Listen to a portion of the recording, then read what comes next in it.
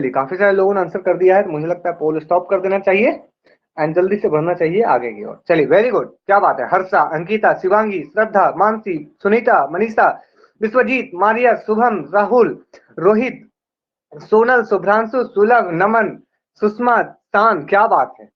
100%, very good.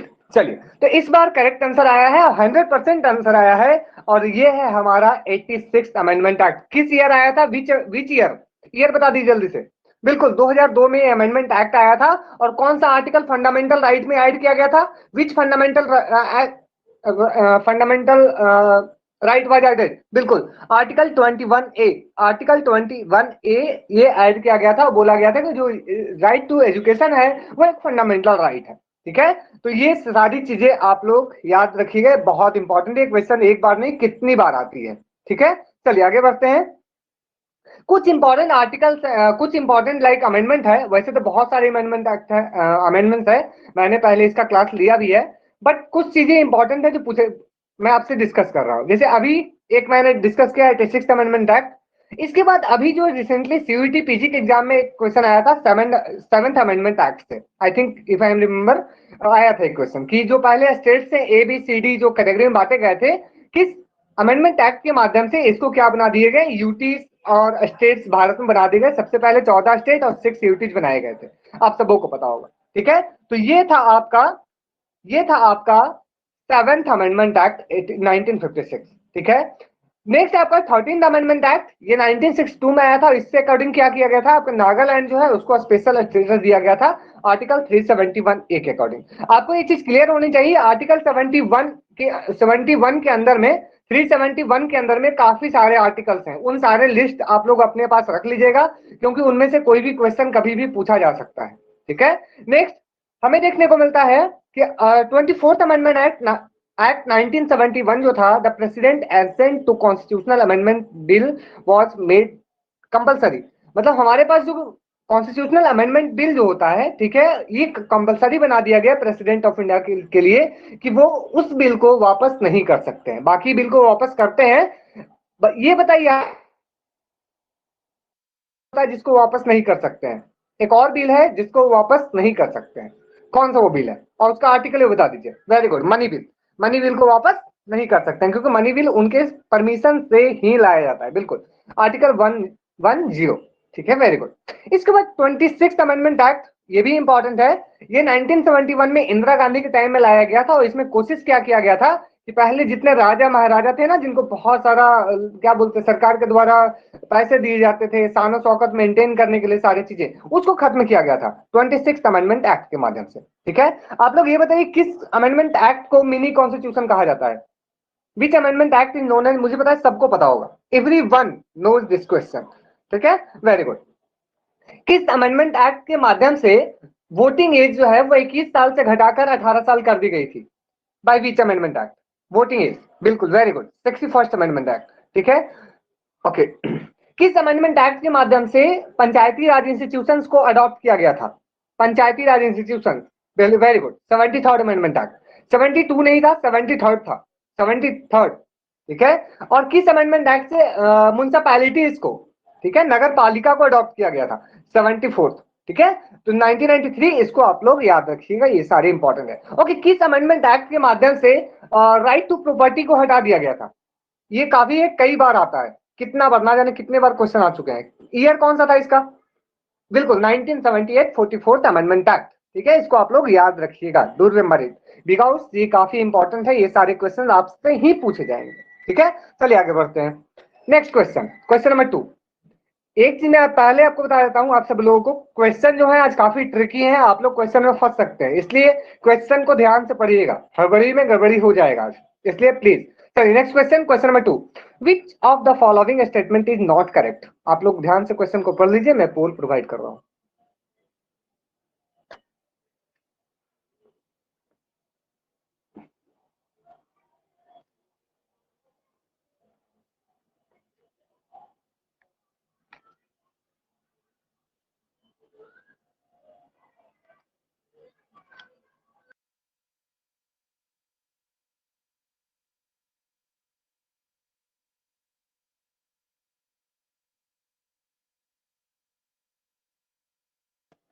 चलिए 18 लोगों ने आंसर कर दिया है, 3 लोग जल्दी से आंसर कर दें ताकि टाइम बचा पाए, 2-4 सेकेंड।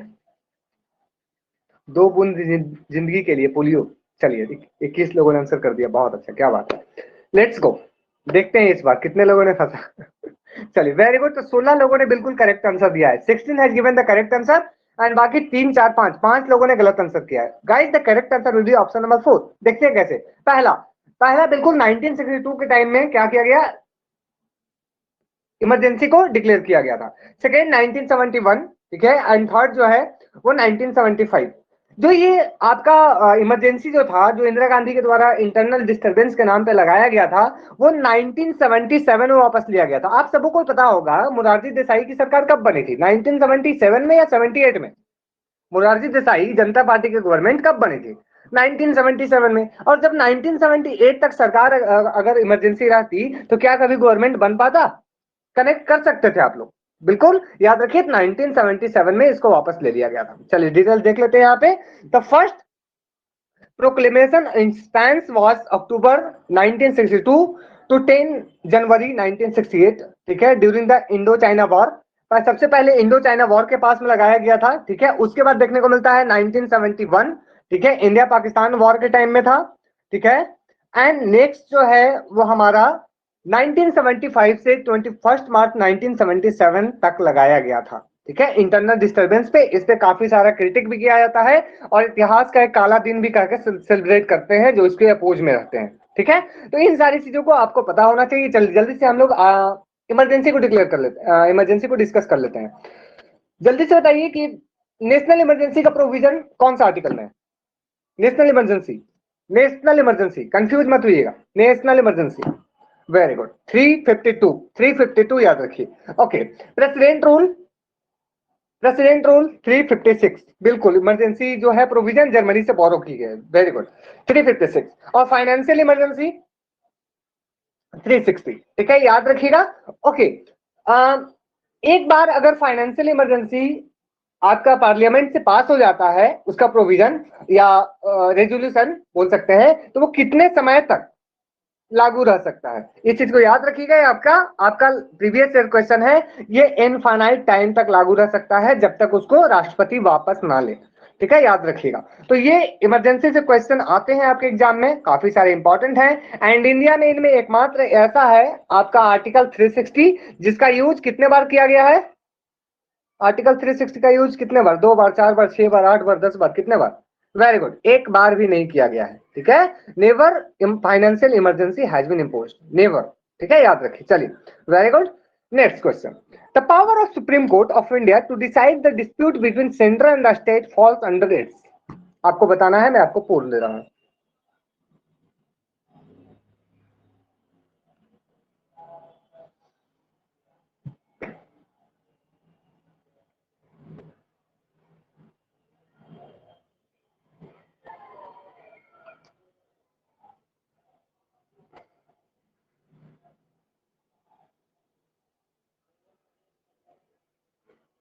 चलिए 19 लोगों ने आंसर कर दिया, 3 लोग बचे हुए, 1 लोग और बचे हुए हैं, जल्दी से कीजिए आंसर।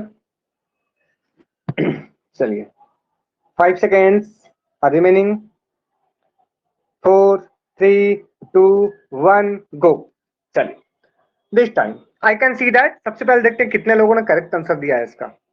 तो Naman, Manisha, Sunita, Mansi, Shraddha, Vishwajeet, Shivangi, Shubham, Maria, Anand, Harsha, Ankita, Sushma, Sudhanshu, Jagdeep, Rahul, Rohit and Mamuni. Very good, 18 has given the correct answer, very good. ये आपका ओरिजिनल जुरिस्डिक्शन के अंदर में आता है। आप सबों को पता है सुप्रीम कोर्ट के पास कई सारे जुरिस्डिक्शन की राइट्स होती है, हमने इसको पढ़ाया भी है। एडवाइजरी जुरिस्डिक्शन का मतलब क्या है? वो किसको एडवाइज करती है? प्रेसिडेंट ऑफ इंडिया को। अगर प्रेसिडेंट ऑफ इंडिया चाहे तो उनसे कोई एडवाइस ले सकते हैं, ठीक है। एपेलेट मतलब आप कोई भी कोर्ट केस पहले डिस्ट्रिक्ट कोर्ट में करते हो, अगर हाई कोर्ट में जाता है, वहां डिसीजन आ चुका है, तो आप फाइनली अपील करने के लिए आप कहां जा सकते हो? सुप्रीम कोर्ट जा सकते हो, ठीक है। लेकिन ये देखने को मिलता है जो सेंट्रल एंड स्टेट के बीच में, या 2 स्टेट के बीच में, या सेंट्रल स्टेट एक तरफ और कुछ स्टेट एक तरफ, ठीक है, अगर ऐसा कुछ डिस्प्यूट होता है तो वो आता है आपका ओरिजिनल ज्यूरिसडिक्शन। मतलब ऐसा अगर कोई प्रॉब्लम खड़ा होता है तो वो डायरेक्टली सुप्रीम कोर्ट सरकार जा सकती है, सुप्रीम कोर्ट इस पे अपना निर्णय ले सकता है। ओके, ये बताइए आर्टिकल 32 किसके अंदर में आएगा? आर्टिकल 32 किस में आएगा? एडवाइजरी, एपिलिएट, ओरिजिनल, किस में आएगा? एससी, एपिलिएट बोल रहे हैं, कुछ ओरिजिनल बोल रहे हैं। टू टू चलिए जो आपका आर्टिकल 32 है, आर्टिकल 226 है। कुछ लोग अगर इनको नहीं पता है मैं बता देता हूँ। आर्टिकल 32 मतलब रिट जारी किया जाता है जब आपके अधिकारों का हनन होता है, जब फंडामेंटल राइट्स का जब हनन होगा तब आप डायरेक्टली सुप्रीम कोर्ट या तो फिर डायरेक्टली हाई कोर्ट जा सकते हैं। इसलिए ये आपका ओरिजिनल जुरिडिक्शन के अंदर में आता है, याद रखिएगा।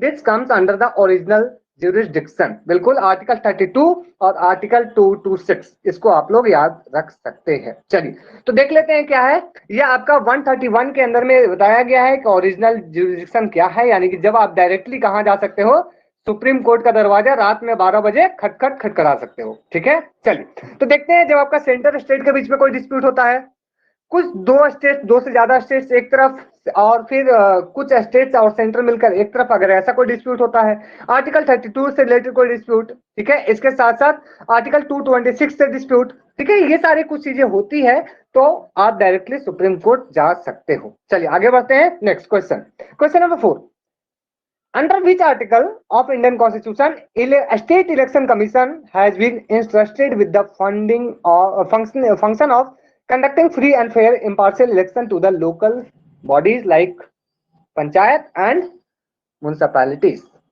चलिए मुझे लगता है जितने लोग पहले मेरी क्लास को किए होंगे सब लोग 100% आंसर देंगे, और जिन लोगों का गलत होगा कोई बात नहीं, आप लोग भी खुश रहिएगा क्योंकि आज के बाद गलत नहीं होगा।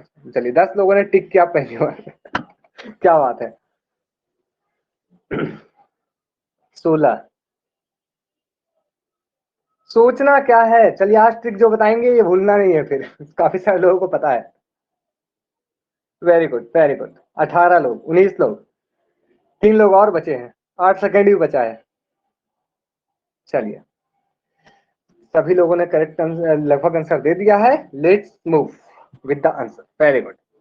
आई कैन सी दैट 16 लोगों ने करेक्ट आंसर दिया है, लेकिन अभी भी 3 2 5 और एक 6 लोगों ने अभी भी आंसर गलत किया। ये कैसे हो गया? नो गाइस, जिनका आंसर गलत हुआ है वो लोग खुश हो जाएं, क्योंकि आप लोगों को मैंने पहले ट्रिक बताया है जिनको सबको पहले से पता होगा। इलेक्शन में कौन खड़े होते हैं? कैंडिडेट खड़े होते हैं। कैंडिडेट को हम लोग के से लिख सकते हैं क्या? के से कैंडिडेट बोल सकते हैं। तो आर्टिकल 243 जो के है वो आपका स्टेट इलेक्शन कमीशन से रिलेटेड है, ठीक है, याद रखिएगा। आर्टिकल 243 जो है वो आपका स्टेट इलेक्शन कमीशन से रिलेटेड है, do remember it. Okay, article 243 आई से क्या होता है? इनकम, और इनकम की बात कौन करता है? आपका फाइनेंस कमीशन, ठीक है, आपका स्टेट फाइनेंस कमीशन, ठीक है। तो आई से इनकम और आई से स्टेट फाइनेंस कमीशन, तो आप लोग के और आई को ऐसे ही याद रख सकते हैं, ठीक है। और आई थिंक राहुल ने कुछ ट्रिक बताया था डी से रिलेटेड, और जो डी से है, डी जो आपका रिजर्वेशन से है, ठीक है। डी जो है 243 डी ये आपका रिजर्वेशन प्रोविजन से है। तो बताएं बाकी लोग, क्या कभी भूलेंगे आप लोग? क्या 243 के और आई याद करना मुश्किल है? अच्छा हाँ, जेठालाल का अकाउंट बताए थे आप, जे वो कुछ और बताए थे सर। बिल्कुल बिल्कुल, ठीक है। तो इसको याद रखिएगा, के यानी कैंडिडेट, तो ये स्टेट इलेक्शन कमीशन, आई से इनकम यानी कि स्टेट फाइनेंस कमीशन, ठीक है। चलिए आगे बढ़ते हैं। बिल्कुल ऑडिट था जैसे, बिल्कुल राहुल, वही मैं कुछ भूल रहा था। चलिए ओके, तो अब हम लोग देखते हैं थोड़ी चीजें। Father of local self government हमेशा क्वेश्चन आता है, याद रखिएगा, Lord Ripon. Lord Ripon is considered as father of local self government in India, ठीक है। हमें देखने को मिलता है लोकल सेल्फ गवर्नमेंट भारत में सबसे पहले कौन से राज्य में लाया गया था, कब लाया गया था, कौन बताएंगे? सबसे पहला कौन स्टेट था और नंबर 2 में कौन स्टेट था? ये भी एग्जाम में क्वेश्चन। अरे एक बार कितने राज्यसभा में नहीं, I am talking about state, AP नहीं था। सबसे पहला कौन सा स्टेट था? बिल्कुल राजस्थान था। कब आया था? कब आया था? On which date, which district? Nagaur district. कौन सा डेट था वो? 2 अक्टूबर 1959, 2 अक्टूबर गांधी जी का जन्मदिन और 1959, ठीक है, याद रखिएगा। उसके बाद आया था आपका आंध्र प्रदेश में। वेरी गुड मानसी, उसके बाद आया था आंध्र प्रदेश में, ठीक है। तो इसको याद रखिएगा, सबसे पहले आपका राजस्थान, उसके बाद आंध्र प्रदेश, और जब आपका आया 73rd अमेंडमेंट एक्ट 1993 और 74th अमेंडमेंट एक्ट 1993, इसके बाद तो पूरी भारत में इसको लागू करना कंपलसरी बन गया। ठीक है, तो यहाँ पे इंपॉर्टेंट आर्टिकल्स है, याद रख सकते हैं। सबसे पहले माइंड में क्या आता है, पंचायत सुनने के साथ ग्राम सभा आता है, इसलिए आर्टिकल 243A में जो आपका है वो ग्राम सभा ही है। कुछ इंपॉर्टेंट है उसकी मैं डिस्कस कर देता हूं। डी जो है रिजर्वेशन से एग्जाम में आ सकता है। ठीक है, आई है वो फाइनेंस कमीशन से है।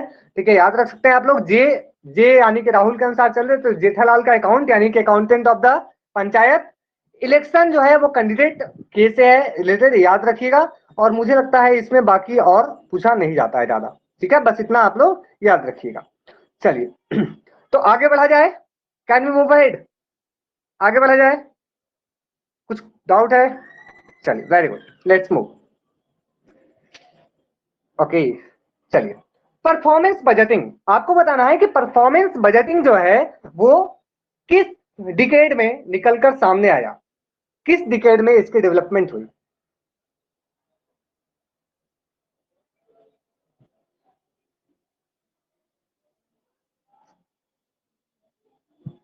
ये क्वेश्चन, चलिए आंसर कीजिए। काफी सारे लोग क्लास में बहुत लेट से आ रहे हैं। चलिए कोई नहीं।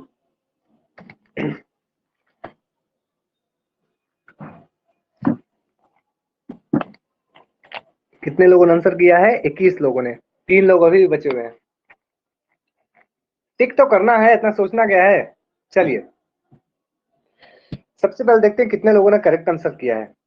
इस बार काफी कम लोगों ने आंसर किया है। अंकिता, आनंद, नमन एंड मारिया, ओनली 4, ओनली 4 लोगों ने आंसर किया है। The correct answer is option number A यानी कि 1950s। क्या कोई बता सकते हैं परफॉर्मेंस बजट का कॉन्सेप्ट सबसे पहले किस कंट्री में आया था, किस कमीशन के द्वारा आया था? कोई बता सकते हैं क्या? जिन्होंने पढ़ा होगा उन्होंने, जिनको नहीं पता है राइट नो, सिंपली राइट ए नो नो। यूएसए में, बिल्कुल, वेरी गुड, हूवर कमीशन, क्या बात है Maria, very good, thank you.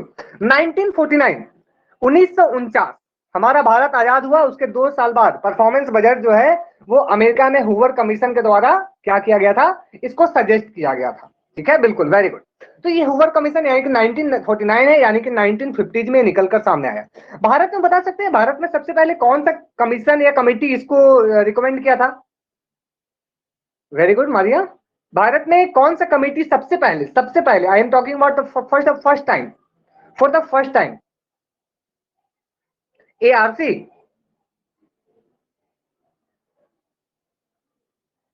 नहीं, एडमिनिस्ट्रेटिव रिफॉर्म्स कमेटी सबसे पहले नहीं किया था। सबसे पहले आपका 1953 में, सबसे पहले 1953 में एपलबी कमेटी, ठीक है, याद रखिएगा, एपलबाई कमेटी, APPLEBY।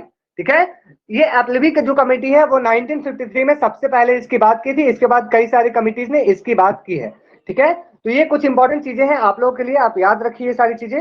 पूछा जा सकता है कभी भी, कभी अगर टाइम मिला तो मैं बजट से रिलेटेड क्लास ले लूंगा। बजट कितने टाइप के होते हैं, जीरो बजट होते हैं, परफॉर्मेंस बजट होते हैं, ठीक है, जनरल बजट होते हैं, और कितने अलग अलग टाइप्स के बजट होते हैं। ठीक है, तो याद रखिए 1949 में हूवर कमीशन जो यूएसए से संबंधित है, उन्होंने सबसे पहले इस बजट के कॉन्सेप्ट को आगे बढ़ाया। चलिए नेक्स्ट, कॉन्स्टिट्यूशन की कौन सी आर्टिकल, या बोल सकते हैं फंडामेंटल राइट्स की कौन सी आर्टिकल हमारे इमरजेंसी के टाइम में सस्पेंड नहीं की जाती है?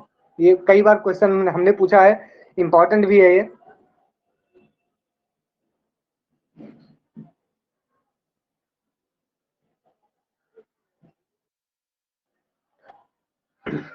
चलिए जल्दी से आंसर कर दीजिए। 18 लोगों ने आंसर कर दिया है।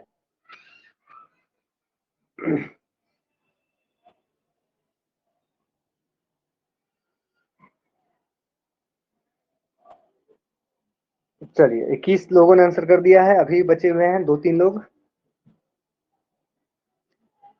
चलिए टाइम भी हो गया over, and now go. This time I can see that 17, क्या बात है, वेरी गुड। 5 लोगों ने गलत किया है, बाकी 17 है given the correct answer. Sunita, Shivangi, Ankita, Mansi, Shraddha. Okay, बाकी लोगों ने आंसर किया था, वो स्लाइड मेरे पास हट गया, बाकी जिनका नाम छूट गया कोई बात नहीं। याद रखिए जिन लोगों ने ऑप्शन नंबर डी मार्क किया था, यानी कि आर्टिकल 20 एंड 21, ठीक है, याद रखिए ये जो है आपका वो है आपका 20 और 21। ठीक है, याद रखिए ये कभी भी सस्पेंड नहीं होता है ड्यूरिंग नेशनल इमरजेंसी। ठीक है, ये दोनों आर्टिकल ऐसा है जो सस्पेंड नहीं होता है। ओके, आर्टिकल 40 किससे संबंधित है? आर्टिकल 14 जल्दी से बताएं, आर्टिकल 14 क्या बात करता है? आर्टिकल 14 क्या लिखे हैं ग्राम दादा? बिल्कुल, इक्वालिटी बिफोर लॉ, ठीक है, याद रखिए, इक्वालिटी बिफोर लॉ, ठीक है, याद रखिए बिल्कुल।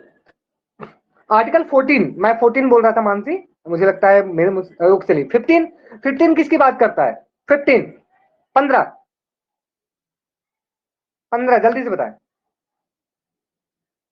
बिल्कुल, sex, gender, race, caste, creed के आधार पे कोई भी आपके साथ भेदभाव नहीं किया जा सकता है, ठीक है। Article 19, article 19 freedom of thought and expression, और बोल सकते हैं फ्रीडम, लिबर्टी की बात करता है ये, बिल्कुल लिबर्टी की बात करता है। ओके, 19 के अंदर में कितने सब आर्टिकल्स हैं? 19 के अंदर में कितने सब आर्टिकल्स हैं? 6, 6, वेरी गुड, आर्टिकल 6, ठीक है, बिल्कुल। ओके, ओके, ये बताइए, चलिए इंडिया में जो आपका मीडिया है, मीडिया कौन से आर्टिकल का यूज करके और सब कुछ काम करता है? मीडिया जो है किस आर्टिकल को यूज करके सब कुछ काम करता है? बिल्कुल, याद रखिए, आप भी मीडिया हाउस खोल सकते हो, और ये है आपका 19(1) यानी कि 19A स्पेशली, ठीक है, याद रखिएगा। बिल्कुल, सांप्रक आप कैसे भी याद रख सकते हैं, ठीक है, मैंने पहले इसको डिस्कस भी किया था। चलिए आगे बढ़ते हैं, let's move with the next question. चलिए, ओके, चलिए एक बार डिस्कस कर ही देते हैं, मुझे लग रहा है डिस्कस कर देना चाहिए। आर्टिकल 19 में काफी सारे सब आर्टिकल्स है। 19A किस चीज से सूर्य, जल्दी से बताएं।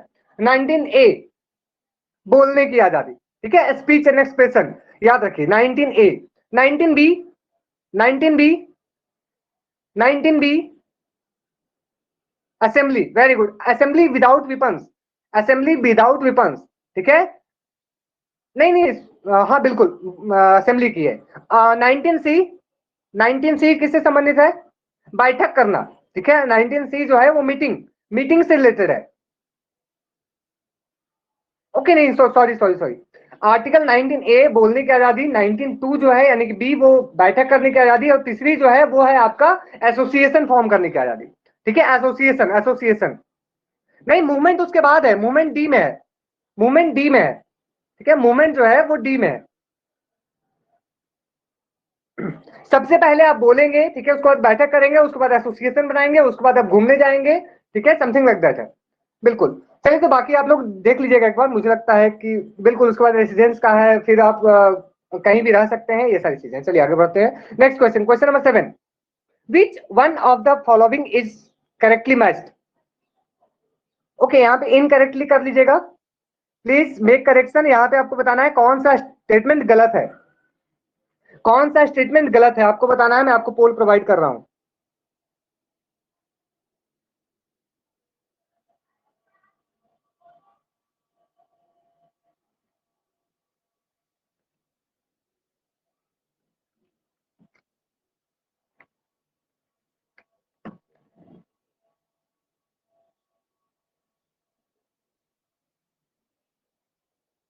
Which among the following is incorrect, अच्छा ठीक तो है, नॉट करेक्टली मैच्ड, ठीक है, ठीक है, okay, this question is correctly typed, which one is not correctly matched, कौन सा करेक्टली मैच नहीं है? चलिए let's go, I can see that 14 has given the correct answer, very good, Sunita, Manisha, Ankita, Mansi, Sulabh, Rahul, Fiza, Rohit, Suganshu, Sushma, Shubham, Maria, Richa and Shraddha, very good, 14 has given the correct answer, बिल्कुल बिल्कुल लिखा है। तो इसका करेक्ट आंसर जो होगा वो आपका ऑप्शन नंबर बी, क्योंकि यहाँ पे है all India services, all India services article 312, 312 में इसकी बात की गई है। ओके, देन 324 में क्या किया गया है? Article 324 is related to what? बिल्कुल, इलेक्शन कमीशन ऑफ इंडिया, ठीक है, याद रखिए, एक ऑटोनोमस बॉडी है इंडिया में, election commission of India.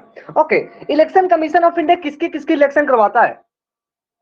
Election commission of India conducts election of what, which position, which body? बिल्कुल, प्रेसिडेंट की, लोकसभा की, स्टेट लेजिस्लेचर असेंबली की, प्रेसिडेंट की, राज्यसभा की, ये सारे बिल्कुल, ये सारे जो है याद रखिए, जो आपका पंचायत होता है, जो म्युनिसिपैलिटीज होती है, उसकी इलेक्शन ये कंडक्ट नहीं करती है, बाकी जो इलेक्शन होती है वो ये करती है, ठीक है, बस इतना याद रखिए। चलिए आगे बढ़ते हैं, लेट्स मूव, बिल्कुल, उसकी जो है आपका state finance, state election commission करती है। चलिए आगे बढ़ते हैं, next question, which statement is incorrect, देखिए यहाँ पे फिर से मिस टाइप है, इनकरेक्ट।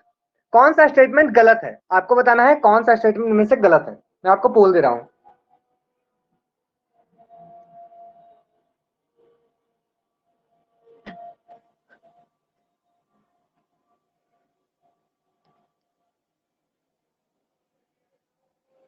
इनकरेक्ट बताना है आपको।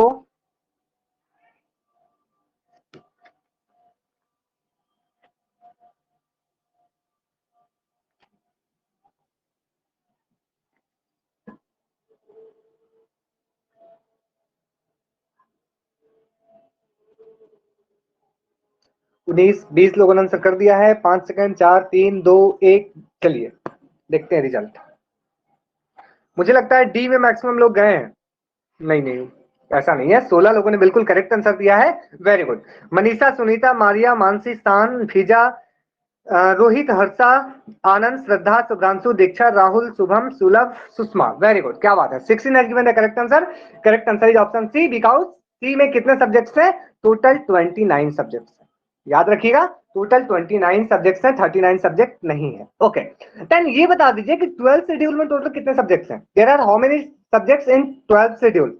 12 शेड्यूल में कितने हैं? बिल्कुल, इसमें टोटल 18 सब्जेक्ट्स हैं। याद रखिए, टोटल 18 सब्जेक्ट्स आपके 12th शेड्यूल में है। ठीक है, चलिए, और बाकी चीजें जो है वो करेक्ट है यहाँ पे। Next question, which of the following article was not a part of original constitution of India? आपको बताना है इनमें से कौन सा आर्टिकल जो है वो ओरिजिनल कॉन्स्टिट्यूशन का पार्ट नहीं था।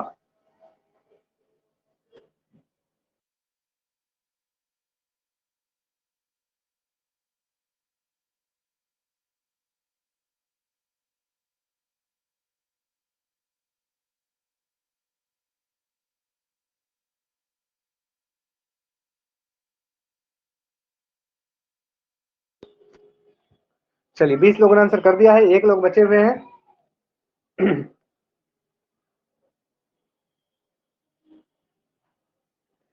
चलिए, मुझे लगता है इस बार बहुत अच्छा रिजल्ट आने वाला है। देखते हैं, विश्वजीत, सुलभ, सोनल, फिजा, रोहित, मारिया, सुनीता, आनंद, मानसी, श्रद्धा, मनीषा, शांत, शुभ्रांशु, हर्षा, अंकिता, शुभम, मामुनी एंड नमन। क्या बात है, 18 लोगों ने करेक्ट आंसर दिया है। फिर भी कुछ लोग गलत किए हैं, ये कैसे हुआ? नो, ये तो आपको पता है, आर्टिकल 32 शुरू से है, आर्टिकल 51 शुरू से है, आर्टिकल 14 शुरू से है, आर्टिकल 300A जो है legal right property, fundamental right of property को लीगल राइट बनाया गया था 1978 में by 44th constitutional amendment act, और 300A आर्टिकल जो है वो ऐड किया गया था, सबको पता है। बिल्कुल। ओके, ये जो आर्टिकल 51 है वो किससे एसोसिएटेड है? ओके, कोई बात नहीं Sushma, it's okay. Article 51A associated with what? बिल्कुल, इंटरनेशनल पीस, मतलब भारत की कॉन्स्टिट्यूशन ये कहती है कि आप इंटरनेशनल पीस एंड सिक्योरिटी के लिए अपनी फॉरेन पॉलिसी को चलाओगे, यानी कभी भी आप इंटरनेशनल वायलेंस को सपोर्ट नहीं करोगे। You will always prefer with the international peace and security. Okay, article 44, article 44 किससे एसोसिएटेड है? आर्टिकल 44, बिल्कुल बिल्कुल, यूसीसी यानी कि यूनिफॉर्म सिविल कोड, अभी बहुत फेमस है, अभी हर जगह इसकी बात चलती है। आर्टिकल 40, आर्टिकल 40 पंचायती राज इंस्टीट्यूशन। ठीक है, तो ये कुछ इंपॉर्टेंट आर्टिकल है जो आपको कैसे भी करके याद रखना चाहिए। बिल्कुल, ग्राम पंचायत। इसके बाद ओके, ये बताइए कि जो डीपीएसपी होती है उसकी प्रोविजन कहां से लिया गया है? The provision of DPSP has been taken from which constitution? सबको पता होगा मुझे लगता है, जिनको नहीं पता है फटाक से याद कर लिए, सर आयरलैंड ही है वो। ठीक है, ओके, आयरलैंड से एक और प्रोविजन लिया गया है, कौन सा है वो? एक और इंपॉर्टेंट प्रोविजन लिया गया है, काफी important. Elections of the members of the Rajya Sabha, if I am correct, मुझे जितना याद आ पा रहा है कि आपका जो elections of the members of the Rajya Sabha जो है वो आयरलैंड से लिया गया है। ठीक है, इसको याद रखिएगा। चलिए, ओके, चलिए आगे बढ़ते हैं, काफी सारे क्वेश्चन भी बचे हुए हैं, ज्यादा डिस्कस किए तो फिर दिक्कत हो जाएगा। चलिए, अब आपको बताना है सर, आर्टिकल 32 में जो आपकी रिट होते हैं उसको क्रोनोलॉजिकल ऑर्डर में अरेंज करना है, जैसे कि हमारे कॉन्स्टिट्यूशन में लिखे गए हैं।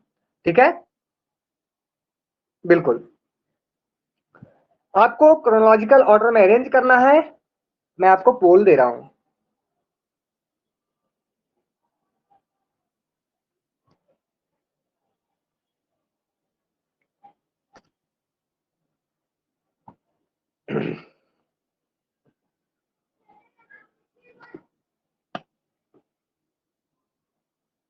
चलिए देखते हैं कितने लोगों ने अच्छे से पढ़ा है, ध्यान से।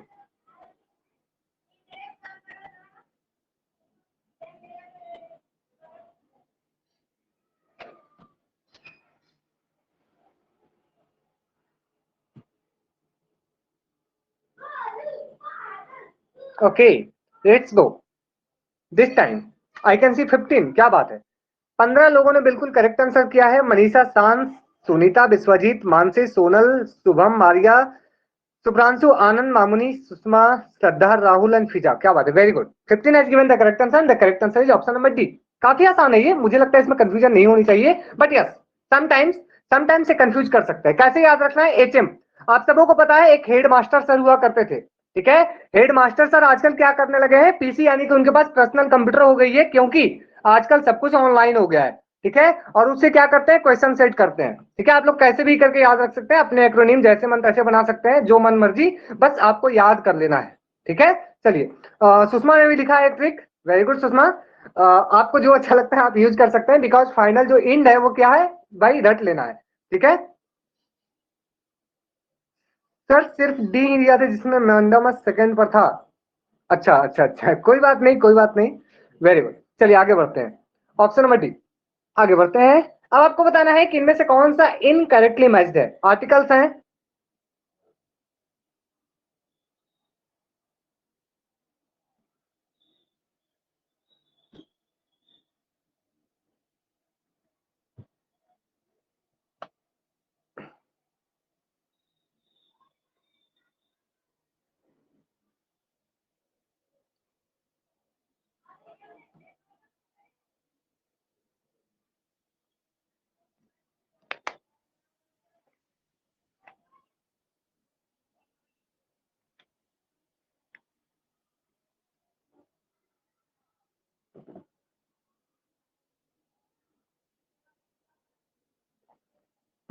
चलिए this time I can see that 10 लोगों ने करेक्ट आंसर दिया है। शुभम, फिजा, अंकिता, रोहित, हर्षा, सुलभ, राहुल, सुषमा, मामुनी एंड नमन।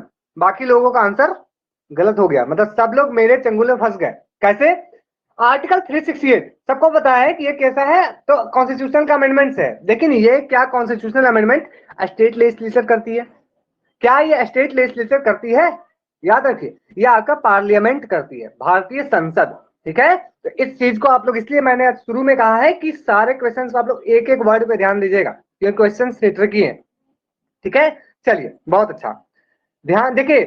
एक चीज है, ध्यान हटी दुर्घटना घटी, तो ध्यान जहां हटेगा फिर गलत हो जाएगा। इसलिए एग्जाम हो, टेस्ट हो, पढ़ाई हो, please concentrate 100% whatever you are doing right that time. चलिए, तो आर्टिकल 24 काफी इंपॉर्टेंट है, जिसमें बच्चों को जो फैक्ट्री में काम करते हैं उस पर रोक लगाने की बात की गई है। डायरेक्टली वो ऐसा नहीं कर सकते, चाइल्ड लेबर प्रोहिबिशन है। आर्टिकल 45 ये भी आपका चाइल्ड केयर एजुकेशन से रिलेटेड है। आर्टिकल 110 सबको पता है, और 368 जो है वो पार्लियामेंट कॉन्स्टिट्यूशनल अमेंडमेंट करती है। ओके, ये प्रोविजन कहां से लिया गया है, from which constitution the provision of constitutional amendment act was taken? बिल्कुल साउथ अफ्रीका, याद रखिएगा, very good Maria, south Africa से प्रोविजन लिया गया है। ओके, एनुअल फाइनेंशियल स्टेटमेंट की बात किस आर्टिकल में की गई है, एनुअल फाइनेंशियल स्टेटमेंट की बात किस आर्टिकल में किया गया है, बिल्कुल आर्टिकल 112 यानी कि 112। ओके, कोई भी बिल मनी बिल है या नहीं, ये कौन डिसाइड करते हैं, who decide that either A bill is money bill और नॉट, बिल्कुल speaker of the Lok Sabha Om Birla, ठीक है। जो लोकसभा स्पीकर होते हैं वो आपके डिसाइड करते हैं किनके परमिशन से, किनके परमिशन से मनी बिल लाया जाता है। Money bill has been brought from the permission of whom, बिल्कुल प्रेसिडेंट ऑफ इंडिया। अभी कौन है, अभी कौन है प्रेसिडेंट ऑफ इंडिया, मुझे लगता है सबको पता होगा। सर क्या आप क्वेश्चन पूछ रहे हैं आलतू फालतू चलिए बिल्कुल, ओके चलिए, तो ये सारी चीजें याद रखिएगा। चलिए आगे बढ़ते हैं। विच स्टेटमेंट इज इनकरेक्ट, फिर से आपके सामने है,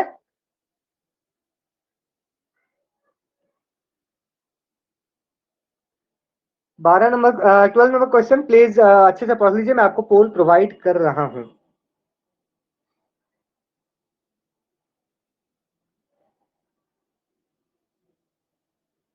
क्वेश्चन को ध्यान से पढ़िएगा, आप टाइमिंग के अंत में भी आंसर कर सकते हैं। You have your time, please take and give your answer.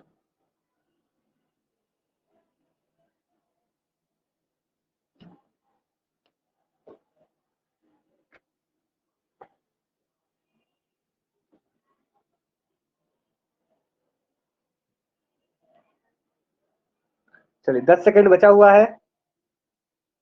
6, 5, 4, 3, 2, 1 गो। इस बार मजा आने वाला है, क्या बात है। मतलब सी सर बहुत लंबा चौड़ा लिखा हुआ था, इसलिए सी तो गलत होना ही होना है। No guys, Anand, Ankita, Diksha and Sushma 4 लोगों ने सही आंसर दिया है, बाकी सभी आंसर गलत किए हैं।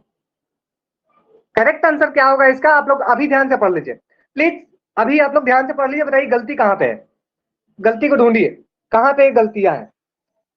गलती कहां है? 1990 नहीं तो 1990 में ही सेटअप किया गया था, 1990 में ही जो सेटअप किया गया था। गलती कहां है आप लोग ढूंढिए, मैं चाह रहा हूं कि आप लोग ही प्रॉब्लम को सॉल्व कीजिए, कहां है। बिल्कुल, very good Shubham. Parliamentary ordinance जो है, पार्लियामेंट का ऑर्डर से नहीं बनाया गया था, किसके ऑर्डर से बनाया गया था? किसके पास यह ताकत है बनाने की? इंटर स्टेट काउंसिल, बिल्कुल। ये प्रेसिडेंट ऑफ इंडिया के पास ऑर्डर ये प्राप्त है, मतलब प्रेसिडेंट ऑफ इंडिया इसको एग्जीक्यूट कर सकते हैं, प्रेसिडेंट ऑफ इंडिया इसको बना सकते हैं। ये प्रेसिडेंशियल ऑर्डर से बनाया जाता है, ठीक है। मानसी आप बोल रहे हैं अप्रोप्रिएशन बिल समझा दीजिए, ठीक है मैं समझा दूंगा मानसी, प्लीज वेट, ठीक है। चलिए, तो राहुल बोल रहे थे भारी मिस्टेक हो गया, तो भारी मिस्टेक ही होते हैं, मिस्टेक का मतलब मिस्टेक होता है, ठीक है सर। सी समझा दिए, ठीक है। देखिए यहाँ पे सी क्या है, प्लीज ध्यान सुनिए। Article 263 of the constitution envisages establishment of an institutional mechanism to facilitate coordination of policies and their implementation between the union and the state government। तो इंटर स्टेट काउंसिल थी, उसकी एस्टेब्लिशमेंट की प्रोविजन किसके द्वारा किया गया? सॉरी, उसकी बोल सकते हैं क्या बोलते हैं, मतलब सलाह किसके द्वारा दिया गया था ये व्यवस्था? तो सरकारी कमीशन ने इसको सलाह दिया था कि हाँ ऐसा इंटर स्टेट काउंसिल बनना चाहिए। क्यों बनना चाहिए? क्योंकि सेंटर और स्टेट के बीच में जो डिस्प्यूट होता है, वो डिस्प्यूट कैसे सॉल्व किया जाए, तो कोई एक ऐसा प्लेटफॉर्म होना चाहिए जहां पर इंटर स्टेट मतलब सारे स्टेट के लोग आए, वहां पे सेंटर भी हो और आपस में मिलकर वो लोग की मीटिंग हो सके, ठीक है। तो ये चीजें आप लोग ध्यान रखिए, ठीक है। ये चीजें बात करती है आर्टिकल 263, जहां पे इंटर स्टेट काउंसिल की बात किया गया है। क्लियर है ये चीजें? Is it clear now? Okay, thank you. चलिए आगे बढ़ते हैं। तो ऐसे ही क्वेश्चन आपके एग्जाम में आएंगे एंड ऐसे ही क्वेश्चन में आप लोग प्रॉब्लम में फंसेंगे। चलिए next, again choose the incorrect statement. आपके पास टाइम है, मैं आपको पोल प्रोवाइड कर रहा हूं।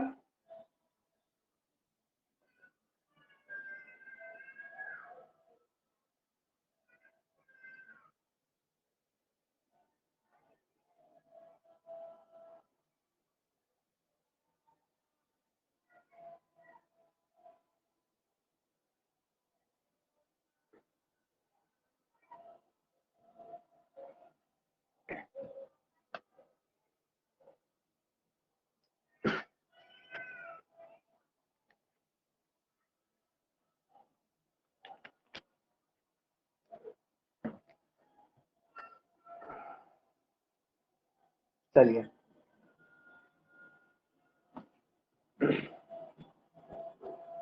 4, 3, 2, 1 गो। सुनीता, मानसी, अंकिता, फिजा, मनीषा, रोहित, राहुल, श्रद्धा, मारिया, विश्वजीत, आनंद, शुभ्रांशु, सुलभ and Sushma 14 has given the correct answer, very good. And बाकी लोगों का एक सही नहीं हो पाया। इसमें गलत सिंपल सी बात है, कितनी बार आज खुद क्लास में कितनी बार डिस्कस की है।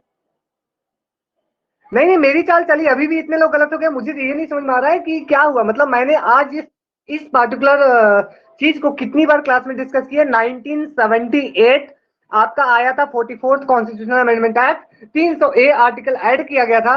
आज खुद क्लास में लगता है कि कम से कम 4 से 5 बार डिस्कस हो चुका है, बट फिर भी प्लीज कंसंट्रेट, जो भी चीजें है उसको ग्रास्प करने की कोशिश कीजिए, ठीक है।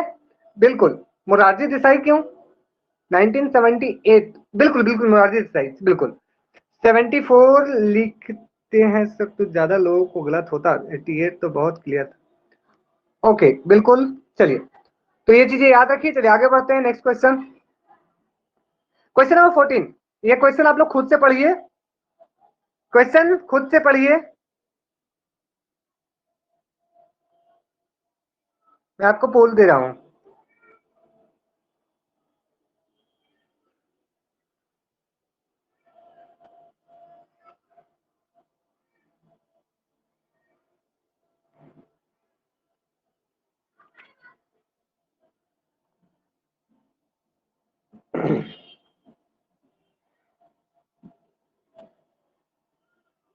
शिकारी आएगा, जाल बिछाएगा, दाना डालेगा, लेकिन फंसना मत।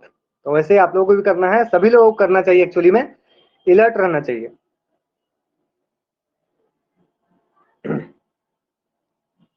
चलिए,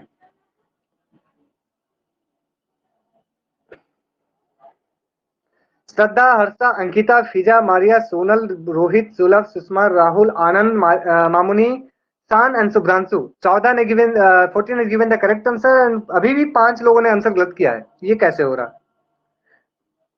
इनका करेक्ट आंसर जो होगा वो होगा एनएन वोहरा कमेटी, ठीक है। एनएन वोहरा कमेटी बनाया गया था किस ईयर में, वो अभी आप लोग कमेंट करके बताइए कब बनाया गया था इसको। इसको इसलिए बनाया गया था कि भारत में जो पॉलिटिकल लीडर्स हैं और जो क्रिमिनल्स हैं, दोनों के बीच में जो कनेक्शन है उसको जांच करने के लिए, उसको चेक करने के लिए, ठीक है। क्रिमिनलाइजेशन ऑफ पॉलिटिक्स जिस तरह से भारत में हो रहा है उसकी चेक करने के लिए, ठीक है। तो बताइए कब ये बनाया गया था, इन विच ईयर। कोई बता सकते हैं, किन्हीं को याद है, नहीं याद है लिखिए N O no, I don't know, there is no issue, acceptance. 1965, इतना लेट से नहीं, इतना जल्दी नहीं बना दिया गया था, काफी बाद से बनाया गया। 1993, किसने लिखा है, बिल्कुल वेरी गुड, मारिया ने सही लिखा, वेरी गुड मारिया। 1993, 1993 में ये बनाया गया था, ठीक है। और ये एसोसिएटेड है, कई बार एग्जाम में पूछा है, nexus among criminals, politician and bureaucrats in India, ठीक है। चलिए अब डिस्कस कर लेते हैं शाह कमीशन। शाह कमीशन के बारे में सबसे पहले ने सही लिखा है, किसने लिखा था, आई थिंक बिल्कुल फिजा ने लिखा है, वेरी गुड। फिजा ने लिखा है सर, शाह कमीशन जो था वो इमरजेंसी था, बिल्कुल। 1978 में या 9 में मुझे लगता है, इस साइड 78, 1978 में इसको बनाया गया था मोरारजी देसाई सरकार के द्वारा, ये जांच करने के लिए कि 1975 टू 77 जो इमरजेंसी लगा वो कितना सही था, ठीक है। इमरजेंसी को चेक करने के लिए बनाया गया था, बिल्कुल। ओके, अशोक मेहता कमेटी कब बनाया गया, पंचायती राज से एसोसिएटेड है, ठीक है। और 1977, याद रखें 1977 जो है ये है आपका अशोक मेहता कमेटी। ये किस लिए फेमस है, तो यहाँ पर 2 टियर पंचायती राज सिस्टम से एसोसिएटेड है, ओके, इसको याद रखिएगा। चलिए, तो ये चीजें इंपॉर्टेंट है, अगर मैं डिस्कस करूं सारे के सारे इंपॉर्टेंट कमिटीज की तो बहुत लंबा टाइम ले लेगा, ठीक है, इसलिए मैं आगे बढ़ सकता हूं। बिल्कुल, मंडल पंचायत की इन्होंने बात की थी, इन्होंने 2 टियर पंचायती राज सिस्टम की बात की थी। चलिए तो आगे बढ़ा जाए। बिल्कुल, देखिए शुरू में ये आपके कॉन्स्टिट्यूशनल प्रोविजन की बात की थी कि जो पंचायती राज इंस्टीट्यूशन है उसको कॉन्स्टिट्यूशनल प्रोविजन दिया जाए, लेकिन उस समय ये बात को नहीं माना गया। फाइनली बाद में आता है आपका एल एम सिंघवी कमेटी, ठीक है। एल एम सिंघवी दोबारा आता है, कब आता है वो आप लोग कमेंट करके बताइए। एल एम सिंघवी आते हैं, उन्होंने जो प्रोविजन किया है वो फिर कॉन्स्टिट्यूशन में अडॉप्ट किया गया, ठीक है, बिल्कुल। 1976 नहीं था, 86 था, बिल्कुल। जीके भी राव कमेटी कब आया था, जीके भी राव कमेटी कब आया था। ओके, कोई बात नहीं, कोई बात नहीं, कोई बात नहीं, गलती आदमियों को आपको परफेक्ट बनाएगी। 1985, 85, ठीक है, 1985 में जीके भी राव कमेटी, ठीक है। चलिए ओके, आगे बढ़ते हैं, next question, question number next, which statement is incorrect, which statement is incorrect. फिर से इनकरेक्ट वाला आ गया स्टेटमेंट, इस बार धमाका होने वाला है, तैयार रहिए।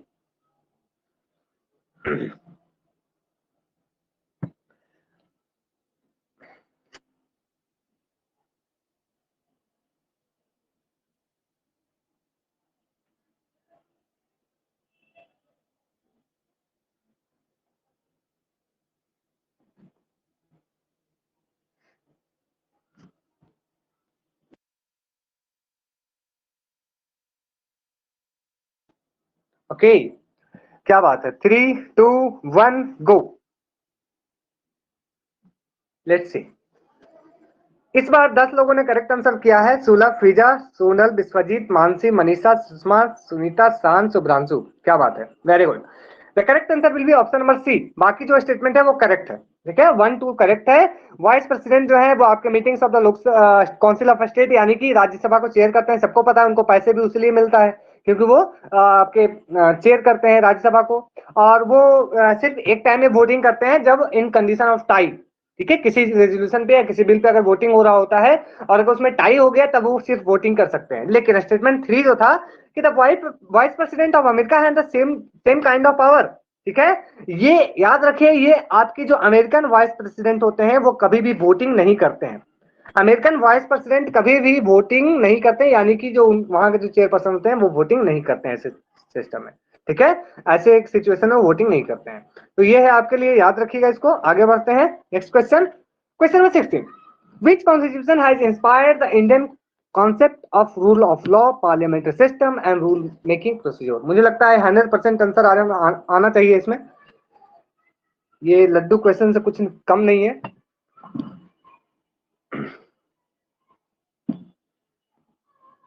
इतना लड्डू क्वेश्चन कहाँ मिलेगा? 15 लोगों ने आंसर कर दिया। 16, किसी ने हैंड रेज किया है क्या, कोई इशू है? चलिए, 18 लोगों ने कर दिया, एक लोग बचे हुए हैं। चलिए, 5 4 3 2 1 गो। इस बार तो 100% रिजल्ट आना चाहिए। नहीं, फिर से 15 लोगों ने इस बार गलत सही किया है। विश्वजीत, मनीषा, राहुल, सोनल, मानसी, मारिया, शान, रोहित, फिजा, आनंद, सुनीता, अंकिता, मामुनी, श्रद्धा, शुभ्रांशु। क्या बात है, 15 लोगों ने करेक्ट आंसर किया। Congratulation, the correct answer is option number B, British, ठीक है। कोई बात नहीं, कोई बात नहीं, रॉन्ग टच हुआ, कोई बात नहीं, बट याद है वो इंपॉर्टेंट, ठीक है। ब्रिटिश कॉन्स्टिट्यूशन याद रखिएगा। ब्रिटिश कॉन्स्टिट्यूशन जो है, आप लोगों को पता होगा, पार्लियामेंट्री फॉर्म या मदर ऑफ पार्लियामेंट किसको कहा जाता है? मदर ऑफ पार्लियामेंट ब्रिटेन को कहा जाता है, ठीक है। मदर ऑफ पार्लियामेंट ब्रिटेन को कहा जाता है, ओके। लेबोरेटरी ऑफ कॉन्स्टिट्यूशन कहा किसको कहा जाता है? लेबोरेटरी ऑफ कॉन्स्टिट्यूशन, कॉन्स्टिट्यूशन का लेबोरेटरी, बिल्कुल फ्रांस को कहा जाता है। वहां पे 5th कॉन्स्टिट्यूशन चल रहा है। जर्मन नहीं, जर्मन नहीं, फ्रांस, ठीक है, फ्रांस को कहा जाता है, याद रखिएगा। ओके, तो चलिए कुछ बातें कर लेते हैं यहाँ से। अब किसी ने लिख रहे थे, कोई लिख रहा था sir introduction to the law of the constitution. बिल्कुल, यहाँ पे ब्रिटेन ब्रिटेन के जो है कॉन्स्टिट्यूशन, वहां जो सिस्टम है वहां पे एक बहुत बेसिक चीज है, रूल ऑफ लॉ, ठीक है, रूल ऑफ लॉ। और इसमें किताब लिखी गई थी आपकी, introduction to the law of the constitution, जहां पे हमें देखने को मिलता है कि एवी डाइसी जो है वो इस आर्टिकल वो इसको दिए थे। आर्टिकल 100 में सुषमा ये बात किया गया है कि जो आपके वाइस प्रेसिडेंट मतलब जो चेयरपर्सन होंगे, ठीक है, वो इन केस ऑफ टाई, ठीक है, वो वोटिंग करेंगे आपके असेंबली में, ठीक है, काउंसिल ऑफ स्टेट में। बस उतना है, ठीक है। बाकी आप डिटेल देख लीजिएगा एक बार, मुझे बहुत ज्यादा डिटेल उसमें बारे में याद नहीं आ रहा, ठीक है। चलिए, तो ओके, बिल्कुल ओके। एक चीज मुझे मैं आपसे जानना चाहता हूं कि आज मैंने ग्रुप में काफी सारी चीजें डाली है, like different features of the different constitutions of different countries. क्या आप लोगों ने देखा है? हैव यू सीन और नॉट? नो, ये क्या हुआ? मैंने आज काफी कुछ डाला है ग्रुप में, बिल्कुल ग्रुप में, इन ग्रुप। देखा नहीं, रात में देखूंगा। ओके, कोई बात नहीं। मैं कोशिश कर रहा हूं कि जो मैक्सिमम चीजें, जो इंपॉर्टेंट चीजें हैं, मैं वहां पे प्रोवाइड कर दूं, ठीक है। मेन ग्रुप में, जो हमारा मेन ग्रुप है, जो आप लोगों को मेंबरशिप दी गई है, ठीक है, उसमें सारी चीजें दी गई है। आप लोग देख लीजिएगा एक बार, ठीक है, प्लीज गो आप चेक आफ्टर द क्लास, ठीक है। चलिए, तो ये चीजें इंपॉर्टेंट है, इसको आप लोग ध्यान रखिएगा। चलिए आगे बढ़ते हैं, next question. Okay, the report of public accountant committee is presented to. जो पब्लिक अकाउंटेंट कमिटी होते हैं, इसकी रिपोर्ट, ये अपनी रिपोर्ट किसको सौंपता है? चलिए एक मिनट, तो चलिए,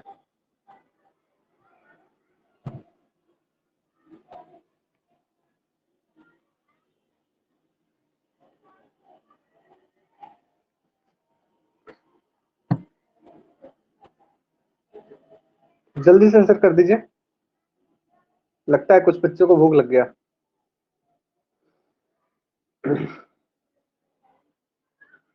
17 लोगों ने आंसर कर दिया है, बहुत अच्छा। चलिए पोल स्टॉप करते हैं, आगे बढ़ते हैं। Let's see the result. ये क्या हुआ, तो गड़बड़ हो गया। मैक्सिमम लोग ऑप्शन ए के साथ गए हैं। The correct answer will be option number D. Option number D is correct answer. Public accountant committee अपनी रिपोर्ट किसको सौंपती है? लोकसभा को सौंपती है। कैसे, ध्यान रखिए। कैग जो है वो अपनी रिपोर्ट किसको सौंपती है? जल्दी से कमेंट बताएं। ये comptroller and auditor general of India article 148 अपनी रिपोर्ट किसको सौंपती है? बिल्कुल, वो प्रेसिडेंट ऑफ इंडिया को सौंपती है। प्रेसिडेंट ऑफ इंडिया जो है वो रिपोर्ट कहां रखते हैं? प्रेसिडेंट ऑफ इंडिया जो है वो रिपोर्ट कहां रखते हैं? आपके लाइक लोकसभा में। ठीक है, लोकसभा में। और उस रिपोर्ट को फिर कौन जांच करता है? उस रिपोर्ट को फिर आपका एस्टिमेट कमेटी और पब्लिक अकाउंटेंट कमेटी जो है वो जांच करता है। और फिर वो अपने रिपोर्ट किसको सौंपता है? वो अपना स्पीकर को सौंपता है। ठीक है, स्पीकर ऑफ लोकसभा को। तो इसलिए याद रखिए, स्पीकर ऑफ द लोकसभा। ठीक है, चलिए। पब्लिक अकाउंटेंट कमिटी सबसे पहले कब बनाया गया था? In which year this was formed? कब, ये आता है एग्जाम में। कब बनाया गया, इसकी प्रोविजन सबसे पहले कब की गई? पब्लिक अकाउंटेंट तो पब्लिश कर देती है सर। अच्छा, ऐसा नहीं है राहुल, वो जो रिपोर्ट है वो लोग स्पीकर को सौंपती है। ठीक है, बिल्कुल। 1990, याद रखिए 1919 का जो कानून आया था उसमें इसकी प्रोविजन की गई थी। सबसे पहले 1921 में इसको सेटअप किया गया। 1921 में इसको सेटअप किया गया। ठीक है, इसमें टोटल आपके 22 मेंबर्स होते हैं। 15 आपके लोकसभा से, 7 आपके राज्यसभा से। ये फिर और जो है इसके जो लीडर होते हैं वो आपके अपोजिशन लीडर होते हैं। ठीक है, इस कमेटी के जो चेयरपर्सन होते हैं वो आपके अपोजिशन जो भी होती है उसको, उसके लीडर होते हैं। ठीक है, बिल्कुल। 1967 से, हालांकि ये प्रोविजन क्या है? प्रोविजन कॉन्स्टिट्यूशन में किया गया है। क्या है प्रोविजन है कॉन्स्टिट्यूशन में? बिल्कुल नहीं, ये एक प्रथा चल गई है। ठीक है, राहुल लिख रहे हैं सर कैग प्रेसिडेंट को देता है, बिल्कुल सही है। यहाँ तक प्रेसिडेंट लोकसभा को देता है और public accountant public account Lok Sabha public accountant को देकर पब्लिक अकाउंटेंट पब्लिश करता है। ओके राहुल, अगर आप बोल रहे हैं तो मे बी मुझे ऐसा लगता है, मैंने जहां आज पढ़ा, ठीक है, वहां पे यही था कि वो पब्लिक अकाउंटेंट कमेटी जो है वो अपनी रिपोर्ट जो है वो स्पीकर के माध्यम से ही पब्लिश करता होगा। फिर अगर आप बोल रहे हैं तो मतलब वही होगा कि वो स्पीकर के माध्यम से पब्लिश होता होगा। ठीक है, चलिए आगे बढ़ते हैं। Option number D is the correct answer. ठीक है, मैं क्लियर कर दूंगा। ओके, चलिए next question, question number 18। When Mrs Gandhi become, मतलब सोनिया गांधी नहीं, मतलब इंदिरा गांधी जब सबसे पहले प्राइम मिनिस्टर बनी 1965 में, तो वो किस हाउस की मेंबर थी? इंटरेस्टिंग है ये। चलिए फटाक से आंसर कीजिए विद इन 5 सेकेंड और जल्दी से करेंगे इसको डिस्कस।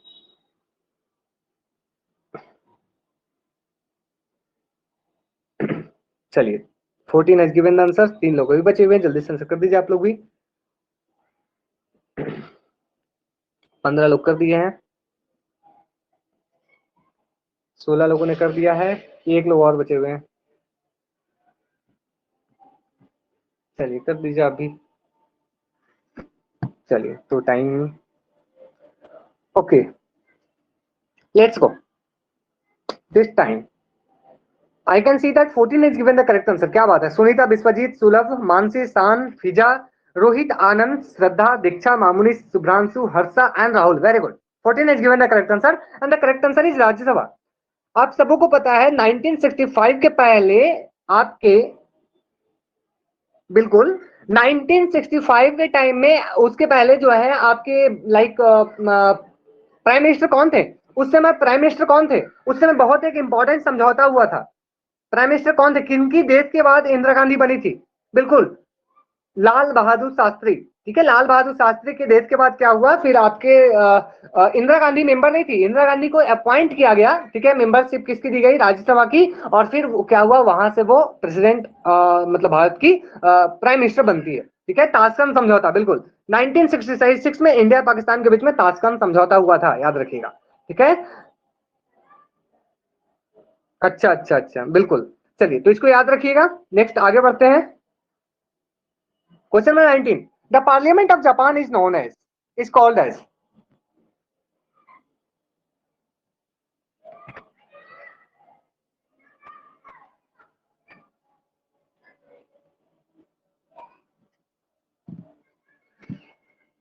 अभी एक महत्वपूर्ण जानकारी आप लोगों को मिलेगी, मुझे लगता है काफी सारे लोगों को पता होगा, बट यस।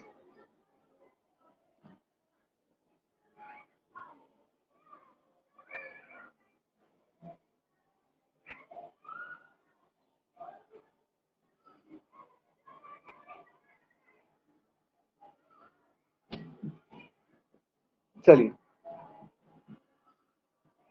Very good.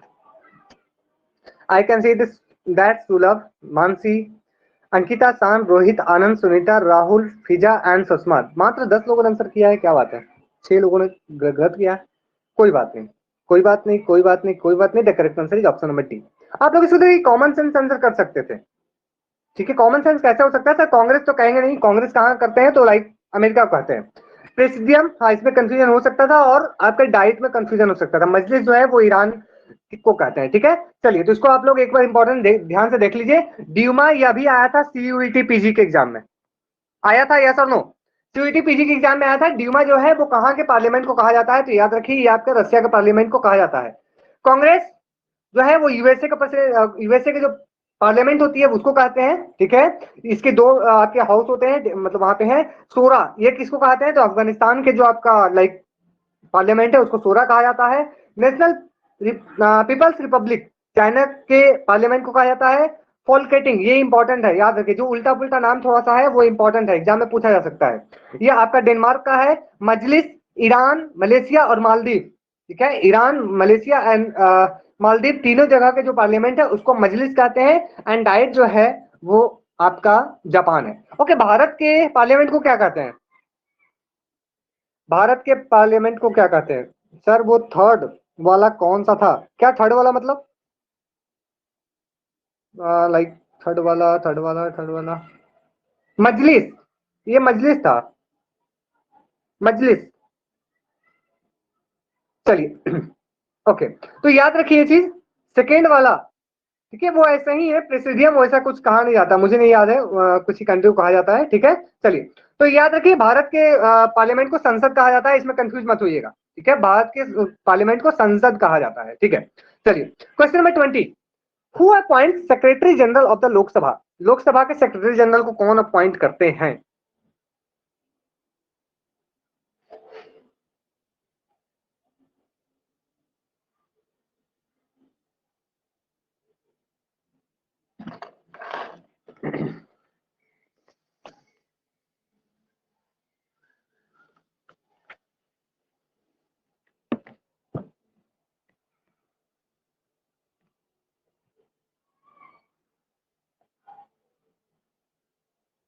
चलिए, कितना सेकंड? 14 लोगों ने आंसर कर दिया है, 5 सेकंड बचा हुआ है, जल्दी से आप लोग आंसर कर दीजिए। 16, 3, 2, 1, कहो। चलिए, very good. I can see that Rohit, Mansi, Harsha, Sunita, Sulabh, Shubhranshu and Shraddha, 7 has given the correct answer. बाकी लोगों का आंसर गलत हो गया। The guys, the correct answer will be option number 2। ठीक है, स्पीकर, जो स्पीकर होते हैं वो secretary general of the Lok Sabha को अपॉइंट करते हैं, याद रखिए। ठीक है, सेक्रेटरी जनरल जो है वो इसको अपॉइंट करते हैं। ओके, जल्दी से ये बता दीजिए, प्रेसिडेंट ऑफ इंडिया किसको किसको अपॉइंट करते हैं? President of India appoint whom, कौन किसको किसको, कौन कौन सा पोजीशन है? देखते हैं कितना आपको, आप लोगों को याद है। कैग को अपॉइंट करते हैं, यूपीएससी के चेयरपर्सन को अपॉइंट करते हैं, गवर्नर को अपॉइंट करते हैं, अटॉर्नी जनरल को अपॉइंट करते हैं।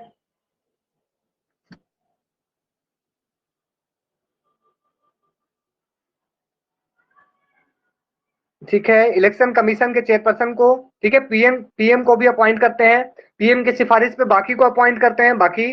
ठीक है, बिल्कुल, ये सारी चीजें याद रखिएगा। ठीक है, चलिए, इसके बाद आपके जो सुप्रीम कोर्ट है उनके चीफ जस्टिस, उनके जज, हाई कोर्ट के जज, ठीक है, उसको अपॉइंट वही करते हैं। ठीक है, बिल्कुल, ये सारी चीजें आप लोग याद रखिएगा। ठीक है, बिल्कुल, chief justice of India. Okay, अभी कौन है चीफ जस्टिस ऑफ इंडिया? बताइए कोई, अभी कौन है? राहुल, आप क्या लिख रहे थे? मैं देख नहीं पाया, क्या लिखे हैं आप? सर, एक ऐड कर दो छोड़ के, नहीं समझ पा रहे हैं, चलिए, बिल्कुल। तो यू ललित, याद रखिए, उदय उमेश ललित। ठीक है, उदय उमेश ललित जो है वो आपके present chief justice of India है। ठीक है, इसको आप लोग याद रखिएगा, एग्जाम में पूछ सकता है, स्टेटमेंट में कुछ भी दे सकता है। ठीक है, ठीक है, बिल्कुल, यूथांट वाज महासचिव। यूथांट अभी नहीं है, अभी कौन है आपके, वो है क्या नाम है उनका, एंटोनियो गुटरेस। हाँ वाज, बिल्कुल वाज तो है, वो पहले थे बिल्कुल। चलिए, तो मुझे उम्मीद है कि आज के क्लास से काफी सारे लोगों को बेनिफिट हुआ होगा। आप लोग कुछ नहीं तो थोड़ी सी चीजें नया सीख पाए होंगे। एंड इस तरह से होता है आज का क्लास ओवर। एंड मिलेंगे फिर हम लोग नेक्स्ट क्लास में कुछ नई चीजों के साथ। तो thank you so much to all of you. Let's meet again in the next class. तो क्या आप लोगों को बेनिफिट हो पा रही है सब चीजों से, आप लोग सीख पा रहे हो? एंड बहुत सीखते हैं। ओके ओके ओके, शान बोल रहे हैं सर दीजिएगा, क्या चाहिए शान, आप अच्छे से लिख दीजिए, क्वेश्चन के लेवल अच्छे थे। मैंने तो शुरू में कहा है क्वेश्चन ट्रिकी आएंगे, क्योंकि एग्जाम में क्वेश्चन ऐसे ही पूछे जा रहे हैं। मैं लड्डू क्वेश्चन कम लाता हूँ अब। अच्छा, हर्टलैंड लिमलैंड छूट गया था।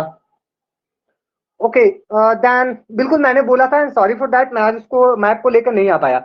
ओके मैं एक काम करता हूँ, आप मुझे मैसेज कर दीजिएगा, ठीक है? नहीं तो मैं नेक्स्ट क्लास में फाइनल लेके आऊंगा, ठीक है? मुझे सॉरी फॉर दैट, मैं भूल गया।